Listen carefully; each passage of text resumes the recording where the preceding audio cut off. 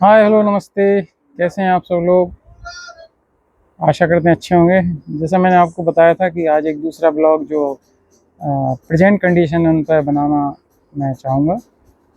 तो अभी वर्तमान में मैंने देखा है कि जो अ, ईरान, अमेरिका और इज़राइल का जो आपस में कॉन्फ्लिक्ट चल रहा है, जो उनका वॉर चल रहा है, उसमें बहुत सारी समस्याएं आ रही हैं, जिसमें कि अपना कच्चा तेल है, पेट्रोल, डीजल, गैस।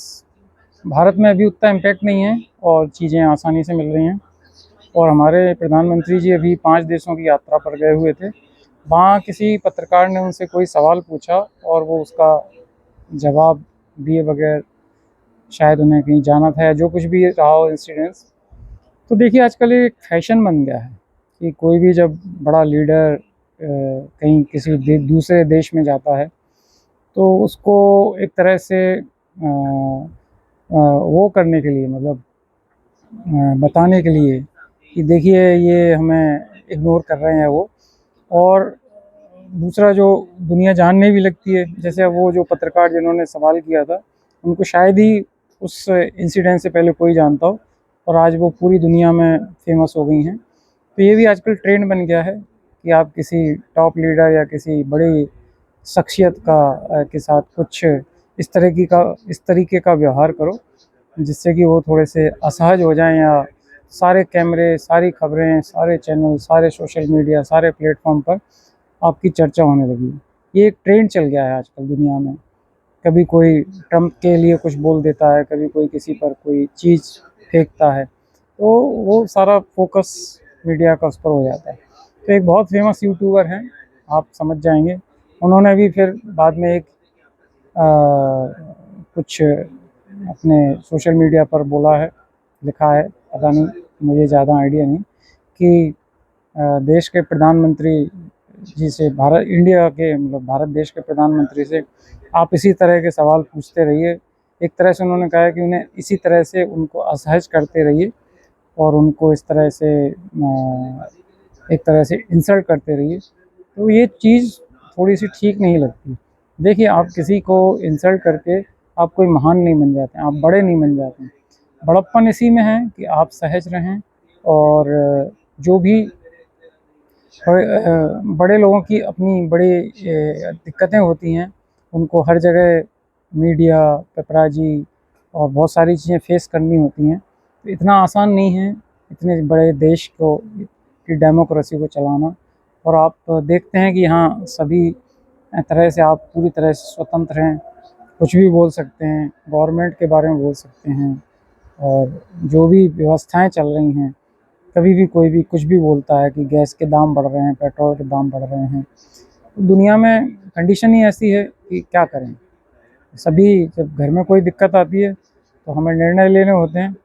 कभी जब हमारी कमाई कम होती है, तो हम घर के खर्चे कम करते हैं और कोशिश करते हैं कि उस हिसाब-किताब से काम चलाया जाए। तो उसमें कोई ऐसी बात नहीं है और इस तरह से तो किसी के बारे में बोलना ठीक नहीं है। वो देश के प्रधानमंत्री हैं, उनके लिए इस तरह की कोई पोस्ट या कोई व्यवहार करना एक ठीक बात नहीं है। बाकी आप सवाल कर सकते हैं, सरकार से सवाल कर सकते हैं, सरकार उसके लिए जवाबदेही होती है।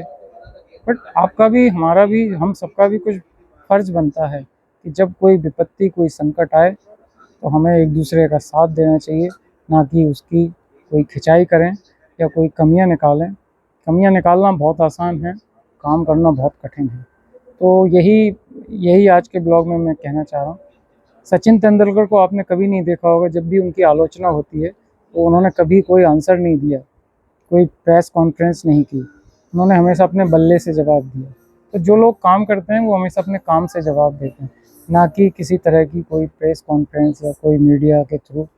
तो इसकी ज़रूरत नहीं होनी चाहिए। आपका काम बोलता है हर जगह, और पब्लिक, जनता, सभी लोग, हम सब, आप सब काम को ही पसंद करते हैं।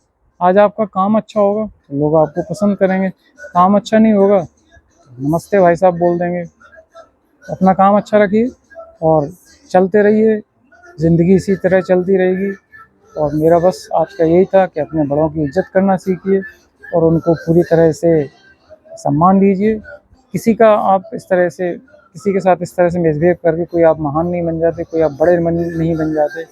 हो सकता है कुछ दिनों तक आपकी चर्चा होती रहे, बट इससे लोगों के मन में आपके प्रति थोड़ा-सा सम्मान घटता है। तो अपना बड़ा दिल दिखाइए, बड़ा भाव दिखाइए और बड़ों की इज़्ज़त करिए।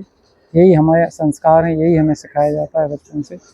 तो यही मेरा आज का इस ब्लॉग में कहना था। तो आप समझ ही गए होंगे। नमस्ते, शुक्रिया, धन्यवाद। अगेन मेरी आपसे रिक्वेस्ट है, चैनल को सब्सक्राइब करिए एचके म्यूज़िक। आपका एक सब्सक्रिप्शन मुझे यूट्यूब पर सिल्वर बटन दिलवा सकता है, जो कि मेरे लिए, मेरे काम के लिए बहुत ही सहायक होगा। धन्यवाद और खुश रहिए, स्वस्थ रहिए, अपनी सेहत का बहुत-बहुत ध्यान रखिए। जय हिंद, जय भारत, नमस्ते।